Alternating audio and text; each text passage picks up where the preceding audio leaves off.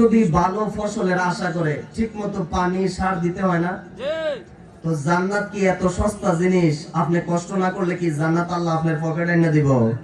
কষ্ট করন লাগতো না, সাধনা করন লাগতো না, পরিশ্রম করন লাগতো না। এতটুকু ওয়াজ বুঝলে সারবো। ভাইয়েরা আমার, দুরূদ শরীফ পড়বেন কেন? নবীজি রাহমাতুল লিল আলামিন একদিন মসজিদে নববীতে নামাজ পড়তেছেন, সুবহানাল্লাহ বলবেন না? হযরত জিবরাইল আমার নবীর খেদমতে হাজিরা দিলেন। ডাক দিয়ে বললেন, ইয়া রাসূলুল্লাহ, নবী গো,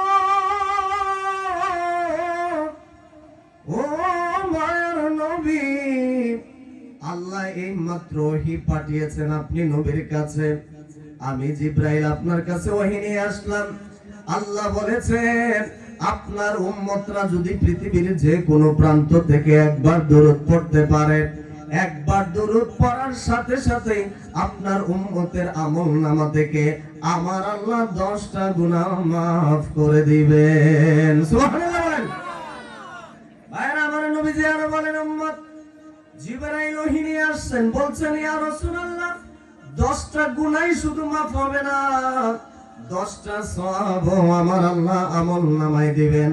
আর যেই উম্মত আমার নবীর উপরে দরুদ পড়বে, দুনিয়া আখিরাতে ওই উম্মতের সম্মানকে আমার আল্লাহ 10 গুণ বাড়ায়া দিবেন। মহব্বতের আওয়াজে বলেন না সুবহানাল্লাহ। বন্ধুরে, ও নারায়ণপুর দরবারের বাবা, ও আমার আশিকিন জাকিরিন মুহিব্বিন পাগলেরা, আল্লাহর হাবিব রাহমাতুল লিল আলামিন বলেন, উম্মত তুমি যতবার দরুদ পড়ো, তোমার অ্যাড্রেস, তোমার নামের ঠিকানা, তোমার বাবার নাম, তোমার মায়ের নাম, তোমার গ্রামের নাম, তোমার সব বিস্তারিত ডিটেইলস ঠিকানাগুলি ফেরেশতারা আমি নবীর রওজাতে পৌঁছে দেয়। জুড়ে বলেন সুবহানাল্লাহ। আশিক উম্মত যখন দরুদ পড়ে, ও আমার মুসলমান ইমানদার নবীর উম্মতের দল, আশিক উম্মত যখন দরুদ পড়বে, এ বাবা কেমনে বুঝবেন আপনার দরুদ পড়া কবুল হয়েছে কিনা? যেই দিন আপনি দরুদ পড়ার সাথে সাথে নবীর মহব্বতের কারণে আপনার চোখ ভিজে যাবে, মনে করবেন ওই দিনের দরুদ দয়াল নবীজি কবুল করেছেন। জোরে বলুন সুবহানাল্লাহ। তখন আপনি অন্তরের মধ্যে একটা শান্তি পাবেন। আল্লাহর কসম করে বলছি, নারায়ণপুর দরবার থেকে মদিনা শরীফ অনেক দূরে, কিন্তু মদিনাওয়ালা নবীর কাছে নারায়ণপুর দূরে না। ডান হাত তুলে বলেন ঠিক না বেঠিক? আমার ভাইরা, আমরা নবীজিকে বিশ্বাস করি যে আমার নবীর এত ক্ষমতা আল্লাহ দিয়েছেন, একই সাথে যদি 1000 মানুষও মারা যায়, 1000টা কবরে দয়াল নবীজি সশরীরে উপস্থিত হতে পারেন। কথা বলেন না কেন? হতে পারেন কি পারেন না? দয়াল নবীজি কবরে আসবে, ফেরেশতারা বলবে, মা কুনতা তাকুলু ফি হাক্কি হাযা রাজুল, আল্লাহর বান্দা তোমার কবরে যিনি আসছে তার পরিচয় দাও। আপনি আমি যদি ওই দিন পরিচয় দিতে পারি আর দয়াল নবীকে যদি রাজি খুশি করতে পারি, আমার আপনার প্রশ্নের উত্তর দেওয়ার আগে কামলিওয়ালা নবী বলবেন, এই মুনকার নাকির ফেরেশতা, কার ব্যাপারে জিজ্ঞাসা করছো? সে তো নারায়ণপুর দরবারে বসে আমি নবীকে না দেখে দরুদ পড়েছিল, চোখের পানি নবীর মহব্বতে জড়াইছিল, আমি নবী তাকে কবুল করে নিয়েছি। নবীজি আসার সাথে সাথে উম্মতের কবরের সমস্ত অন্ধকার দূর হয়ে যাবে। দয়াল নবী আশিক উম্মতকে বুকে জায়গা দিবেন। আরো জোরে বলেন। ভাইরা আমার, ওই দরদি নবী যে কিয়ামতের ময়দানে বেস্ট ফ্রেন্ড চিনবে না, মা চিনবে না, বাবা চিনবে না, বড় বড় নবীরা পর্যন্ত নফসি নফসি বলে কান্না করবেন, ওই দিন একমাত্র আমার আপনার আপন হবেন রহমাতুল লিল। আরো জোরে বলেন রহমাতুল লিল। আসুন ওই নবীর মহব্বতে আরেকটু দুরুদের হাদিয়া মদিনার দিকে পাঠায়। চোখটা বন্ধ করে চোখের সামনে মদিনার সবুজ গম্বুজকে খেয়াল করবেন, নবীজির সোনালী জালি মোবারককে খেয়াল করবেন, আর এমন ভাবে দুরুদ পড়বেন, আপনার দুরুদ পড়া শুনে যেন আমার নবী রওজা মোবারক থেকে মাথা উঠিয়ে দেখে, আর ফেরেশতাদেরকে যেন বলে, ও ফেরেশতারা কোন দিক থেকে দুরুদের আওয়াজ আসতেছে? ফেরেশতারা বলবে, ইয়া রাসূলুল্লাহ, বাংলার জমিন থেকে নারায়ণপুর দরবার শরীফে হযরতুল আল্লামা মাওলানা জিয়াউদ্দিন আহমদ রাহমাতুল্লাহ আলাইহির উরুস মাহফিল থেকে আপনার উম্মতের আপনার উপর দরুদ পাঠাচ্ছে। জোরে বলুন সুবহানাল্লাহ। আসলে একটু মহব্বতে দরুদ পড়ি। আল্লাহুম্মা সাল্লি আলা, মাশাআল্লাহ।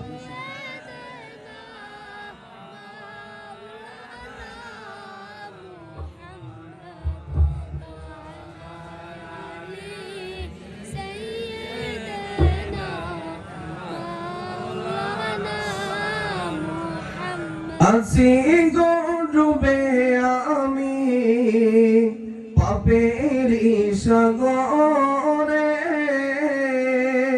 না জানি কি হবে ও পারে হাসরে। জোরে বলুন না ইয়া রাসূলুল্লাহ। একজন পাপী উম্মত আমার মতো গুনাহগার আল্লাহ রাসূলকে ডেকে ডেকে বলতেছেন, আছি গো ডুবে আমি পাপের সাগরে, না জানি কি হবে ও পারে হাসরে। তোমারি সুপারিশ বিনে, তোমারি সুপারিশ বিনে কেমনে হব পার কবরে হাসরে। কি হবে আমার কবরে হাসরে, কি হবে আমার মুসিবত না পাই যদি, মুসিবত না পাই করুণা তোমার কবরে হাসরে। কি হবে আমার আল্লাহুম্মা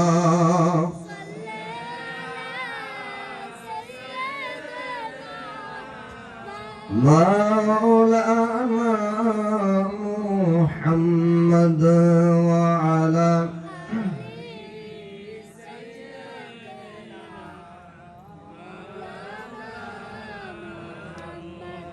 একটু জোরে বলুন না ইয়া রাসূলুল্লাহ। আমার ভাইয়েরা, একটু বালিশের সাথে মাথাটা লাগায় চিন্তা করবেন। রাতের বেলা যখন ঘুমাতে যান চিন্তা করবেন। আল্লাহ রাব্বুল আলামিন বলছেন, বান্দা তুমি টাকা পয়সা ধন সম্পদ তোমার পছন্দের মানুষ তোমার প্রিয় মানুষকে আপন বানাইছো, অথচ ওই আপন মানুষগুলি কি তোমার কবরের সাথে থাকবে কিনা তুমি চিন্তা করিও। আমি চিন্তা করলাম লক্ষ কোটি টাকার মালিক হলেও মানুষ খালি হাতে কবরে যেতে হয়। কথা বলে না কে?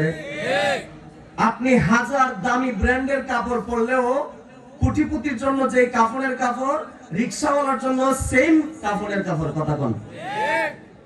সবকিছুর ব্র্যান্ড আছে। পাগড়ি পরছি ব্র্যান্ড আছে, গড়ি পরছি ব্র্যান্ড আছে, আংটি পরছি ব্র্যান্ড আছে, পাঞ্জাবি লাগাইছি ব্র্যান্ড আছে, শুধু কাপড়ের ব্র্যান্ড নাই। কথা বলেন ঠিক না বেটি? আপনারা আব্দুল কাদের জিলানী ওনার নাম শুনছেন? বড় পীর ছিলেন, গৌসুল আজম ছিলেন। সুবহানাল্লাহ বলেন। যে গৌসুল আজম যিনি মায়ের পেট থেকে 18 পারা কোরআন শরীফ মুখস্থ করে দুনিয়াতে আসছেন। সুবহানাল্লাহর আওয়াজটা মন মতো পাইছি না, আরে একটু জোরে বলেন, একটু জিকির করেন। আল্লাহ আল্লাহ আল্লাহ আল্লাহ আল্লাহ, সবাই বলেন আল্লাহ আল্লাহ আল্লাহ আল্লাহ আল্লাহ আল্লাহ আল্লাহ আল্লাহ আল্লাহ আল্লাহ আল্লাহ। দমে দমে জফরে নাম আল্লাহ আল্লাহ, দমে দমে দমে দমে জফরে নাম আল্লাহ আল্লাহ, দমে দমে মাশাআল্লাহ আল্লাহ আল্লাহ আল্লাহ। আসিলে তুফান চিরবে না ঘোরের বান, আসিলে তুফান চিরবে না ঘোরের বান, মন পাখি উইরা যাইব নিঝুম জঙ্গলায়। দমে দমে আল্লাহ আল্লাহ, দমে দমে মাশাআল্লাহ আল্লাহ আল্লাহ আল্লাহ। সবাই পড়েন আল্লাহ আল্লাহ। দমে দমে জফরে নাম আল্লাহ আল্লাহ, দমে দমে মাশাআল্লাহ আল্লাহ আল্লাহ। দমের উপর বাড়িঘর দম সাফিনে সবই পর, দমে দমে তালাশ করো কে আছে আপন মাশাআল্লাহ। দমের উপর বাড়িঘর দম সাফিনা সবই পর দমে দমে তালাশ করো কে আছে আপন মাশাআল্লাহ আল্লাহ আল্লাহ এ আয়ুবের পাগল মন পাইতে নবীর দর্শন এ আয়ুবের পাগল মন পাইতে নবীর দর্শন দয়ালের দয়াল তুমি দিদার মিলাও না দমে দমে আল্লাহু আল্লাহ দমে দমে মাশাআল্লাহ আল্লাহ আল্লাহ আল্লাহ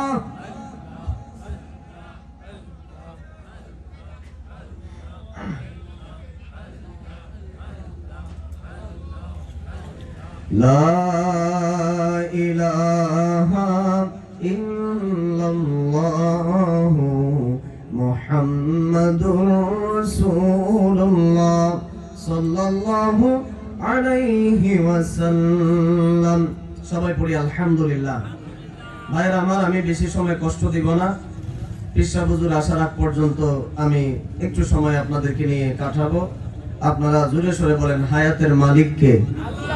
রিজিকের মালিক কে? সম্মানের মালিক কে? ইজ্জত দেওয়ার মালিক কে? আবার ইজ্জত কেড়ে নেওয়ারও মালিক কে? আপনারা দরবারে এসেছেন, দয়া করেছেন কে? আল্লাহর দয়া ছাড়া কি পৃথিবীতে কোনো ভালো কাজ করা সম্ভব? কথা বলেন, সম্ভব? আবার আল্লাহর দয়া ছাড়া কি খারাপ কাজ থেকে বেঁচে থাকা সম্ভব? কথা বলেন, সম্ভব? সব কিছুতেই আল্লাহর দয়া লাগবে। কথা বলেন, ঠিক না? ভাইয়েরা আমার, আমি কোরআন শরীফ থেকে একটু তেলাওয়াত করব। আপনারা জোরে সরে বরকতের জন্য আল্লাহু আকবার পড়তে হবে। রাজি আছেন তো ইনশাআল্লাহ? বিসমিল্লাহির রাহমানির রাহিম। আল্লাহু আকবার। قد أفلح من تزكى وذكر اسم ربه فصلى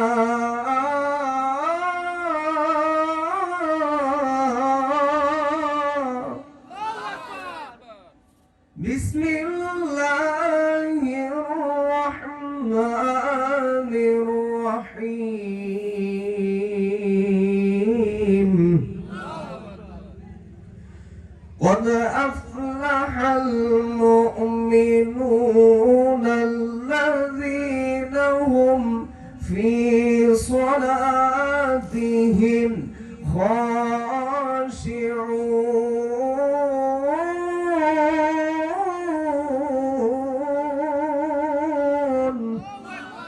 ঘোষণাকার আল্লাহ রাব্বুল আলামিন কোরআন শরীফের মধ্যে বলেন, কদ আফলাহা মান তাযাক্কা ওয়া যাকারা ইসমা রাব্বিহি ফাসাল্লা।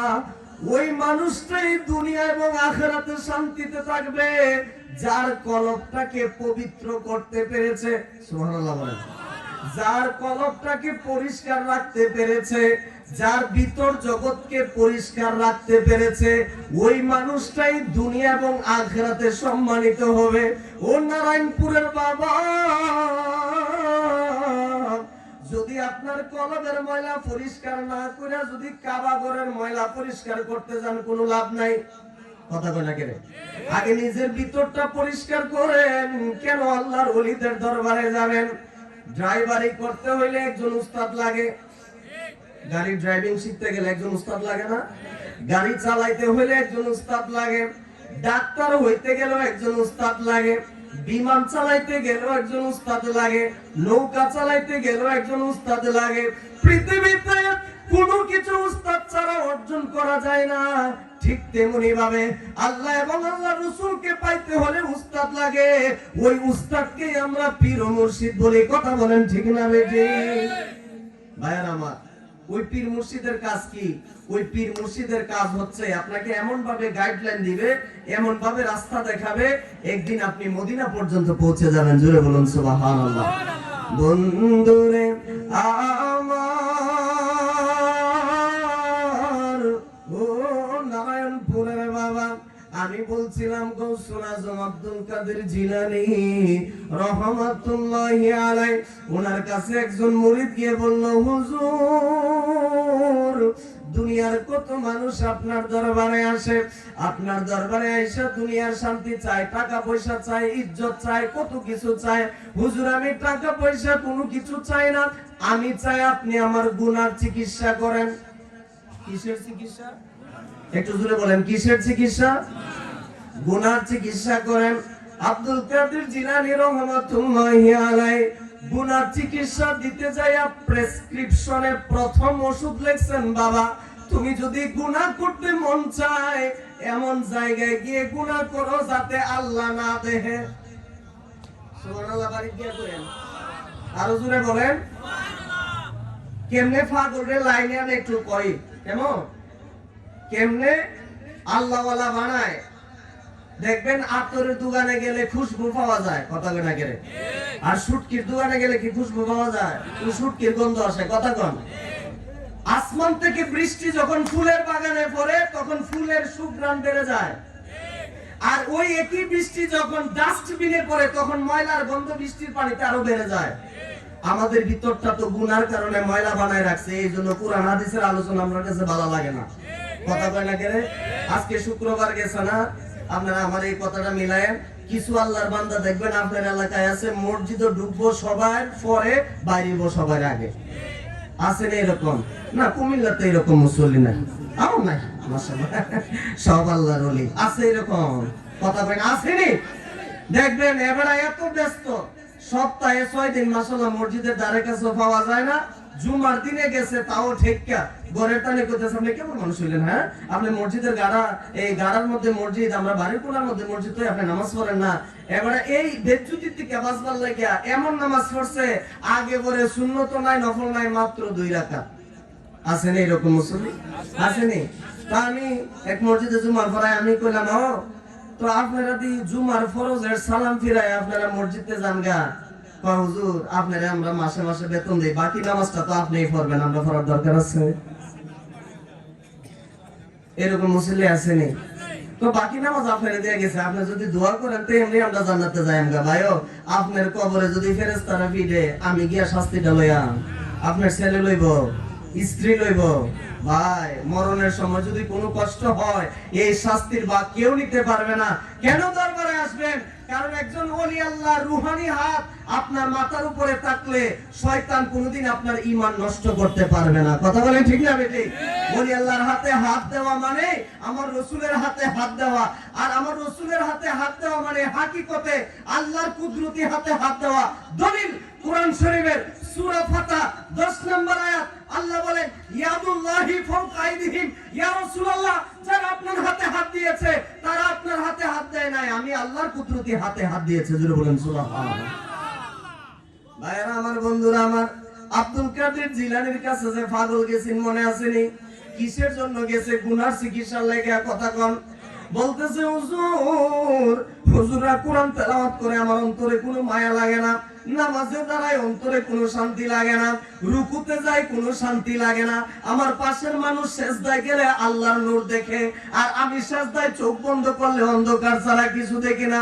হুজুর আপনি আমাকে গুনার চিকিৎসা দেন। 1 নাম্বার ট্রিটমেন্টে হুজুর বলল, বাবারে তুমি যদি গুনাহ করতে মন চায় এমন একটা জায়গায় গিয়া গুনাহ করো যে জায়গায় আল্লাহ তোমাকে দেখবে না। জোরে বলেন আল্লাহু আকবার। মুরিদে কত ধুম ধরে রইছে, কয় হুজুর এটা কি তা বলেন আমারে? এমন কোন জায়গা আছে যেখানে আল্লাহ দেখতো না? আসেনি? আছে। দুনিয়ার যে কোনো প্রান্তে যান আল্লাহ দেখতো না এমন কোন জায়গা আসেনি? তো পাগলরে কেমনে লাইনে আনতেছে একটু খেয়াল করেন। বলতেছে হুজুর এই চিকিৎসা আমার দ্বারাতে মানা সম্ভব?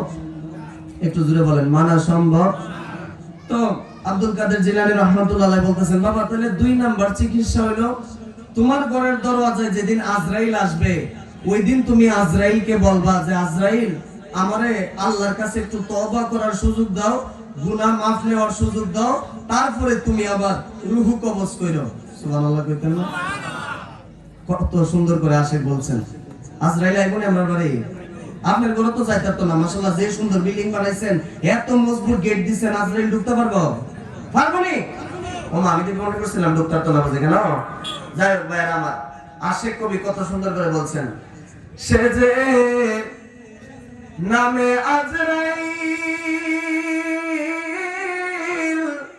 সঠিক সময় তোমার ঘরে হইব দাখিল। ঠিক কিনা বলেন? সে যে নামে আজরাইল সঠিক সময় তোমার ঘরে হইব দাখিল। যত কাকুতি মিনতি কর তবে রেহাই পাইবা না। আজরাইলা শিলে মন রে কফিয়ত চলবে না রে মানুষ, কফিয়ত চলবে না। আজরাইলা শিলে মন রে কফিয়ত চলবে না। তোবা নামক গাছটি আছে পাতায় পাতায় লেখা আছে মানুষের হায়াত। সুবহানাল্লাহ বলেন। তোবা নামক গাছটি আছে পাতায় পাতায় লেখা আছে মানুষের হায়াত। সেই পাতা জড়িয়া পড়লে, সেই পাতা জড়িয়া পড়লে মৌতের নিশানা। আজরাইলা শিলে মন রে কফিয়ত চলবে না রে মানুষ, কফিয়ত চলবে না। ওই মুরিদ আব্দুল কাদের জিলানী রহমাতুল্লাহি আলাইহিকে ডাক দিয়ে বললেন, হুজুর আজরাইল যদি আমার ঘরের দরজায় আসে, আমার নবী বলছেন গুনাহগার আজরাইলকে দেখার সাথে সাথে তার হাত পায়ের রগের জোড়াগুলি ঠাস ঠাস করে খুলে যাবে। আল্লাহু আকবার বলেন। ওই মুরিদ বলছেন, হুজুর আজরাইল ঘরে আসলে তো আমি তওবা নেওয়ার সুযোগ পাবো না। পৃথিবীতে এক্সেপশনাল একমাত্র আমার নবীর ঘরের দরজায় ঢোকার সময় আজরাইল অনুমতি নিয়েছে। এছাড়া পৃথিবীর কোন রাজা বাদশার ঘরের মধ্যে আজরাইল গেলে অনুমতি নেওয়ার প্রয়োজন, কথা বলেন, প্রয়োজন। আজরাইল কারো অনুমতি নেয় না। আপনি পৃথিবীর সুপার পাওয়ার হন, প্রধানমন্ত্রী হন, রাষ্ট্রপতি হন, এমপি সাহেব হন, চেয়ারম্যান সাহেব হন, আজরাইলের কাছে এগুলা কোনো ভ্যালু রাখে না, এগুলার কোনো মূল্য নাই। একমাত্র আমার নবীর কাছে যখন আজরাইল গিয়েছিলেন, আল্লাহ বলছেন আজরাইল তুমি আমার নবীর কাছে যাওয়ার আগে নবীর পারমিশন চাইবা। নবী যদি অনুমতি দেয় তাহলে তুমি ঘরের মধ্যে ঢুকবা। সুবহানাল্লাহ বলেন। ভাইরা আমার, ওই নবী সাল্লাল্লাহু আলাইহি সাল্লাম আমাদেরকে জায়গায় জায়গায় আল্লাহর ওলিদের খেদমতের জন্য বলেছেন। আপনি কি মনে করছেন জিয়াউদ্দিন রহমাতুল্লাহ আলাইহি উনি চাইলে কি সাহেব আবাদুল্লাহর মাজার হইতে পারতো না? কথা বলে না কেন?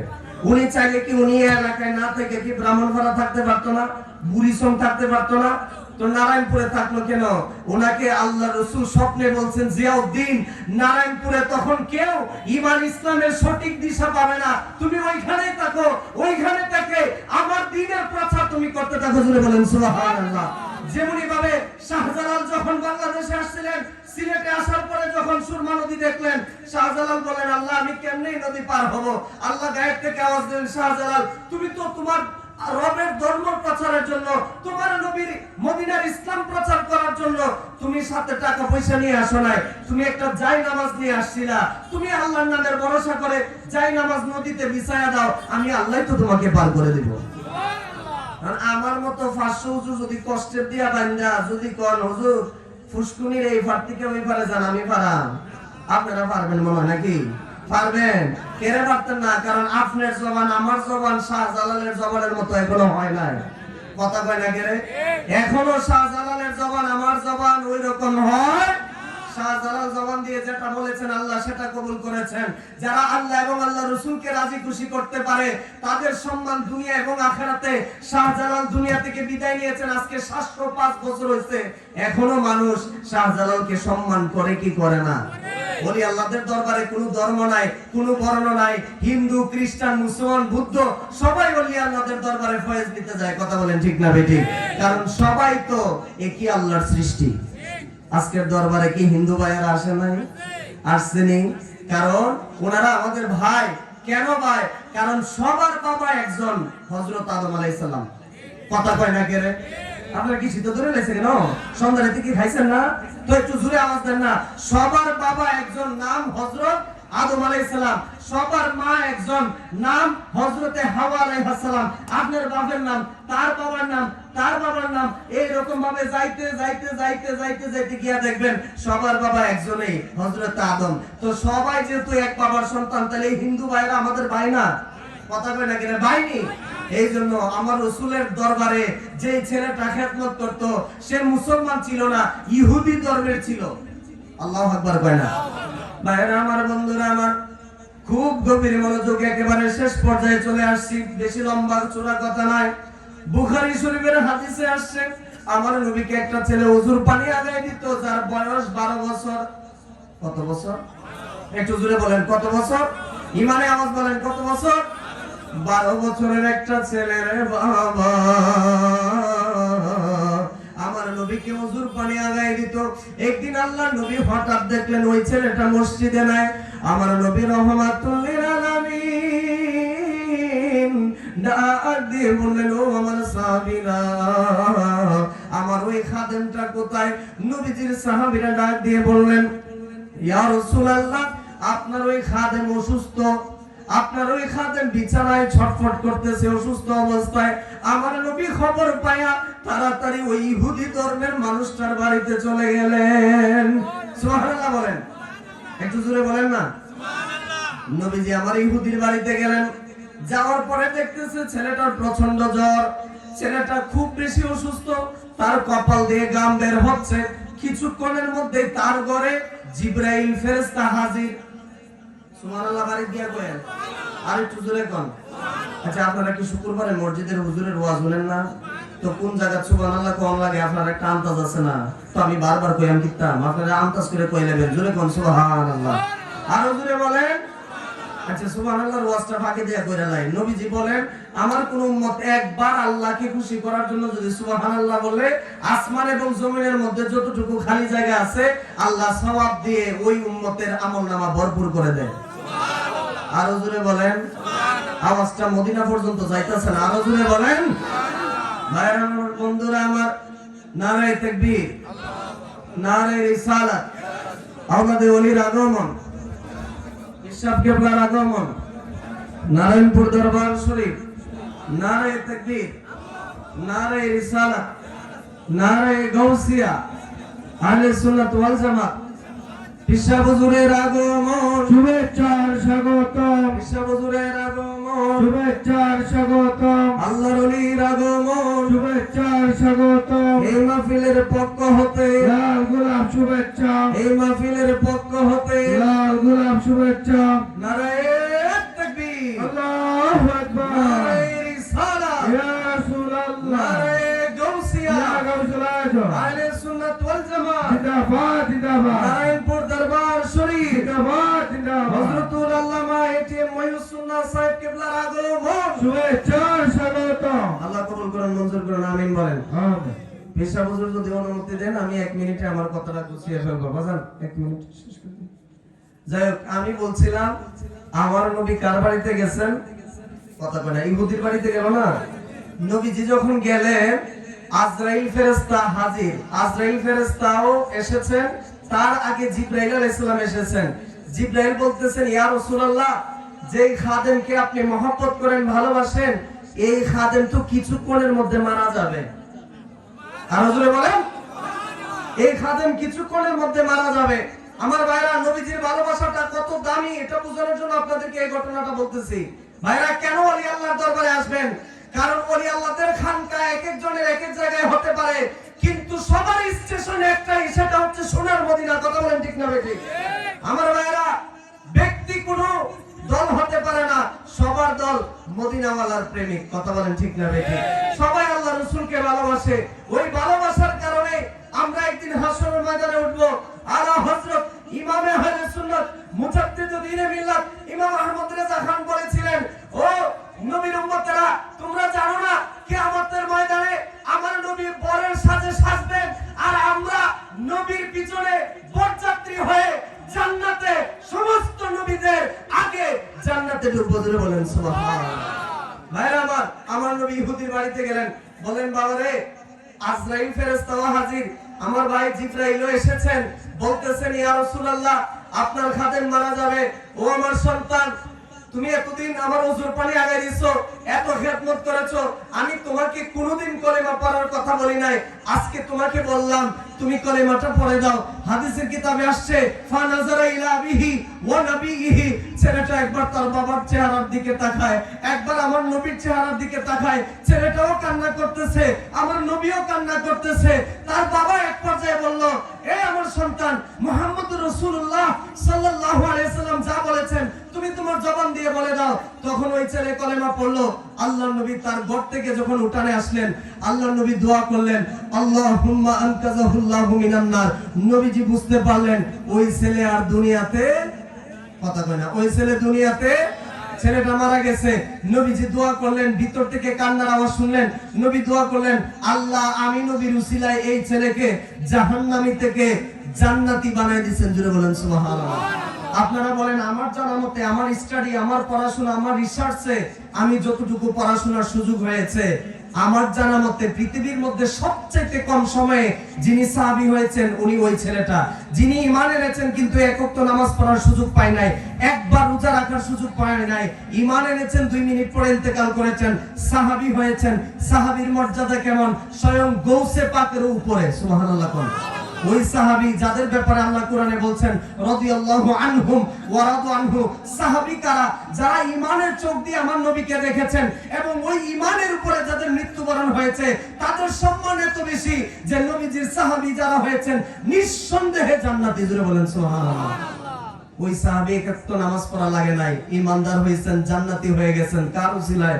নবীজির উসিলায়। তার মানে কি কালকে থেকে নামাজ বাদ দিয়ে লাইবেন? না। আবু বকর সিদ্দিক নবীকে ভালোবেসেছেন, নামাজও পড়েছেন। আমি আমার মসজিদের সামনে, এই দরবার শরীফের সাজ্জাদুল হোসেন কিবলার সামনে একটা মুর্শিদি গজল গাইবো, একটু পড়বেন আমার সাথে, একটু গুনগুনায় পড়বেন। দেখাইলাম নূরের ছবি, একটু আশেকের আওয়াজ পাইতেছে না, ও কই একটা ডাক দিতারেন না, এটাও সে দেওয়ান লাগে। দেখাইলাম নূরের ছবি, দেখাইলাম নূরের ছবি, আবার যায়া দেখি না, আমারে বানাও গো জিয়াউদ্দিন বাবা, তোমার নামের দিওয়ানা, আমারে বানাও গো মহিউসুন্নাহ বাবা, তোমার নামের দিওয়ানা, একই আমার বাঙা তরি, মহিউসুন্নাহ বাবা, তোমার নামে দিলাম ছাড়ি। মারহাবা কয় না? একই আমার বাঙা তরি,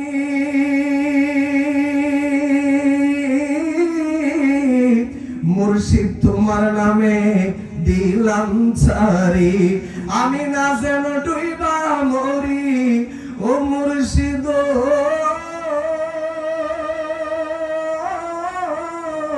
আমি না যেন ডুইবা মরি, চরণ হারা কইর না, আমারে বানাও গো জিয়াউদ্দিন বাবা, তোমার নামের দিওয়ানা, আমারে বানাও গো মহিউসুন্নাহ বাবা, তোমার নামের দিওয়ানা। হুজুর কেবলার দোয়া নিয়ে আমি আমার কথা এখানে শেষ করলাম। দেখা হবে অন্য কোনো ময়দানে, কথা হবে ওলি আল্লাহর বয়ানে। হুজুর কেবলার কাছে আমি খাস নিয়তে দোয়া